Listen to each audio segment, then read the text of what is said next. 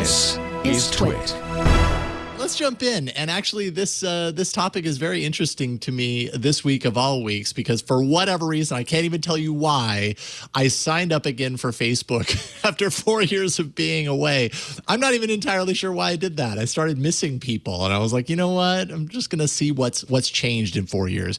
Well, here we are kind of talking about how things have changed for Facebook over the years, and not just in the last 4 years, but since its inception, right? Years and years ago, when Facebook was just, first coming out, and everybody was like, what is this social media thing, this evolution of MySpace? Facebook seemed like this really great way of keeping in touch with people. And as we know, over time, things have kind of shifted around. Some people still stand by, Facebook the way they always have. Other people see Facebook as having changed a whole lot, and actually having changed everything surrounding it as well. One of those folks is Farhad, who wrote about being wrong about Facebook for the New York Times, actually in a series called I Was Wrong About ...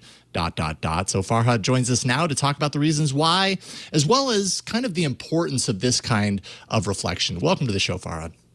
Hey, good to be here. You might be the only one to join Facebook recently.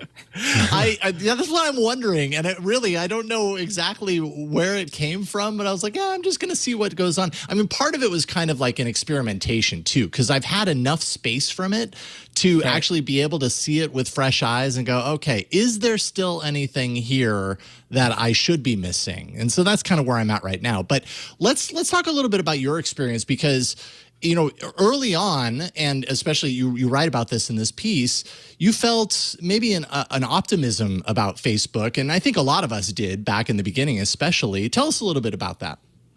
Yeah, I mean, I'll take you back even earlier to the time of like the first kind of prominent social network, which was Friendster. And I think that one thing that was kind of mind-blowing about it was, like, before social networks, you really didn't have a way to kind of connect to other real people on the internet. Like, you maybe had some people's email addresses and stuff, but it was a lot of strangers online.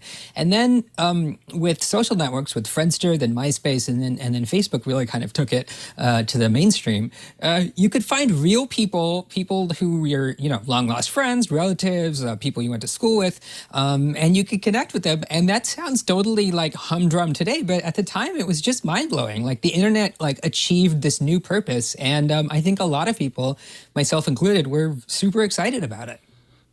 Yeah, I know I was as well. It really seemed like a window. You know what it seemed to me at the time? It seemed like, I'm not sure if I have a whole lot of interest of going back to high school for like my 20th year anniversary, but if I can follow everybody that I care about, marginally or a lot or whatever over the years through this tool called Facebook, that seems like the right way to go. So I was pretty optimistic about it too. I think most of us were at the time. It seemed like a pretty monumental thing. When did you start to kind of realize that perhaps your thoughts about Facebook, your feelings about Facebook were shifting? Yeah, I mean, I'd say I was super optimistic about it until about 2011, 2012, sort of after the, it was really hailed. Facebook and Twitter and other social networks were really hailed for their effect in the Arab Spring. And, people said that they had this ability to get democratic movements, to give people a voice. And it seemed like that was happening, in that movement. But I think steadily after that, we've seen kind of in the world just like more and more negative effects. We've seen conspiracy theories. The anti-vax movement has been huge on Facebook. The kind of just everything we think of as like the post-truth era in terms of, election fraud, conspiracy theories and health conspiracy theories have just found a real home on Facebook. Not to mention kind of like beyond the United States, Facebook has been accused of, being a key part of the an ethnic cleansing in Myanmar, just kind of lots of other kind of really bad things in the world that were perpetuated by Facebook. And it's really, I think, a sign of a company and a society not being able to handle just explosive growth and the effects of its technology becoming ubiquitous. Yeah, yeah. And kind of along those lines, what is it about Facebook as a network that is, I hate to say welcoming, but I guess to some degree kind of allows for and cultivates that kind of fringy, the fringy growth, the things that you're talking about, these things that reside on the fringe, but are able and allowed to kind of, I don't know, become even larger than maybe they are and Yeah. impact so many more people. What is it about Facebook that makes that more possible there versus other? Or is this just a commentary on social media in general? I mean, in some sense, it is a commentary on social media in general. You see, a lot of bad stuff on Twitter also, for example. But I think Yeah.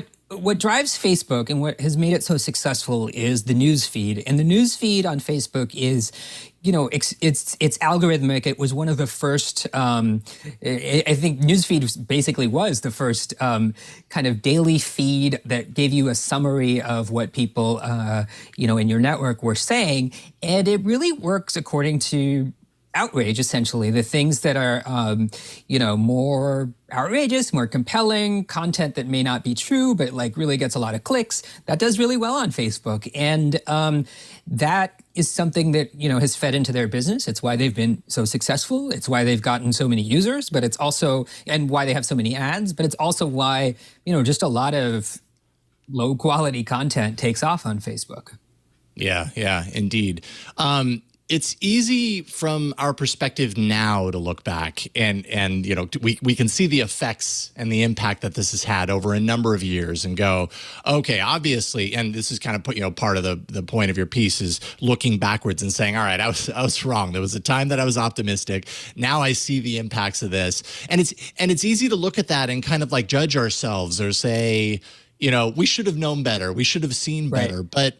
I mean, how could we have effectively been more critical in our thinking of Facebook, even prior to the Arab Spring that you mentioned? Like, it's hard to see these things when you're especially in the beginnings of all this. Yeah, I mean, I think back to kind of around 2008, 2009, when Facebook really took off, started getting hundreds of millions of users. And, everyone kind of loved it. Like politicians used it. The Obama campaign, made Facebook kind of a key part of its get out the vote effort. And it really worked for them. And, if you think back at that time, the kind of, evil companies in the corporate world were on Wall Street, and Silicon Valley was just Right. really thought of as like the future, the kind of, like perhaps a less evil, a more ethically, defensible part of corporate America. And I think that vibe changed over time as the companies got bigger and kind of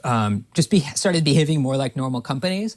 I think the other thing that had a big effect was mobile phones. I think, before everyone had a smartphone, Facebook, its kind of limits of it was limited to basically you could use it when you were at your computer, and people weren't at their computers all day. When we got phones, like we were just. It allowed Facebook and other social networks to be with us and sort of play a role in our lives, with cameras, with kind of constant notifications, just every moment of your life. And I think that really kind of gave it a new prominence in our lives, probably a prominence that we shouldn't have kind of just jumped into. Yeah, yeah, indeed. I wanted to ask you if you could go back in time and rewrite kind of your feelings on Facebook, how you do that differently. But I think the better question is, knowing where you're at now, how does this impact how you write about things in the moment, in the current view of society, and maybe the things that are just at the beginning stages and how you look forward and everything? Has this had an impact on that? Yeah, I mean, I generally feel like the big lesson I took away from Facebook, from the Facebook era, is that as a society, as kind of users of technology, we should just go a lot slower. I feel like I used to be, and I still am, an early adopter, but I used to kind of be like proudly an early adopter, think that that's kind of the best way to live, to kind of be on the cutting edge. But I think it's perfectly defensible to just wait to see, before buying an autonomous car, just wait to see how it works in the real world before like everyone jumps into VR or augmented reality. I hope that people will see and, kind of watch its effects on the world, not just regular people, but like regulators, politicians, kind of just go more slowly with adopting technology. I think that that would probably be very helpful to how to prevent some of the the kind of harms we've seen from Facebook. Yeah, I suppose the challenge there is knowing when you've waited long enough. Like, what is that long enough point? And we never really know. At some point, we're stepping off a ledge and saying, okay, now is a good time. Maybe that wasn't a good time, Right. No, it's always hard to kind of pick the moment. And you don't know exactly when a technology is going to change. I mean, especially things that are, social technologies or internet services, they change as more people use them, and they kind of get a different, a different vibe, a different effect on the world. And so that's really hard to predict.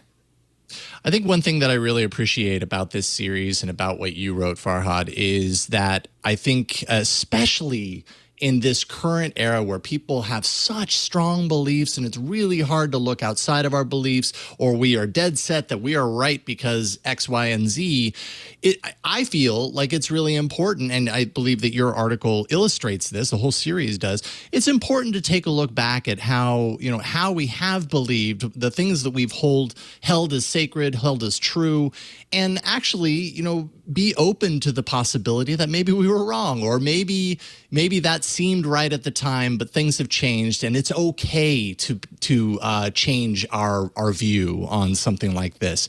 Do you think journalists and people in general do this enough? Or maybe we focus this on journalism because I think this is kind of the point of what this whole series is all about. All of the writers kind of taking a look at their previous work and saying, okay, I was wrong about this. This should probably happen more all across the board outside of like a specific series, right?